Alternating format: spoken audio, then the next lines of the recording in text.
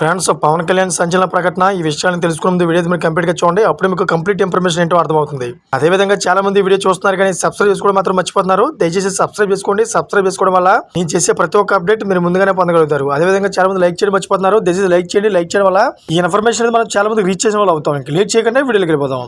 Friends, రాష్ట్ర ప్రజలకు deputy CM Pawan Kalyan కీలక విజ్ఞప్తి చేశారు. జాతీయ చేనేత దినోత్సవం సందర్భంగా వారంలో ఒక్క రోజైనా ప్రజలు చేనేత వస్త్రాలు ధరించాలని కోరారు.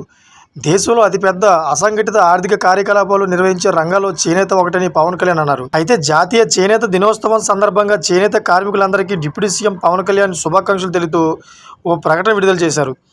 వారంలో ఒక్క రోజైనా చేనేత వస్త్రాలు ధరించాలని డిప్యూటీ సీఎం పవన్ కళ్యాణ్ రాష్ట్ర ప్రజలకు విజ్ఞప్తి చేశారు. దేశంలో అతిపెద్ద అసంఘటిత ఆర్థిక కార్యకలాపాలు నిర్వహించే రంగాల్లో చేనేత ఒకటి. చేనేత ఒక కళాత్మకమైన పరిశ్రమ. మన రాష్ట్రంలో ఉప్పాడ, మంగళగిరి, చీరాల, పెడన, పొందూరు, ఎమ్ముగనూరు, వెంకటగిరి చేనేత వస్త్రాలకు ప్రతీకలుగా ఉన్నాయి. అయితే నేడు చేనేత దినోత్సవం సందర్భంగా ఈ రంగంపై ఆధారపడ్డ ప్రతి ఒక్కరికి హృదయపూర్వక శుభాకాంక్షలు. దేశ స్వాతంత్ర ఉద్యమంలో చేనేత వస్త్రాలు అనే మాట ప్రజల్లో ఒక భావోద్వేగాన్ని నింపాయి. అయితే అలాంటి చేనేత రంగానికి జీవం పోయవలసిన బాధ్యత ప్రతి ఒక్కరిపైన ఉంది. రాష్ట్రంలో ఎన్డీఏ ప్రభుత్వం ఖచ్చితంగా చేనేత పరిశ్రమకు ఈ రంగంపై ఆధారపడ్డ నేతన్నలకి భరోసా ఇస్తుంది.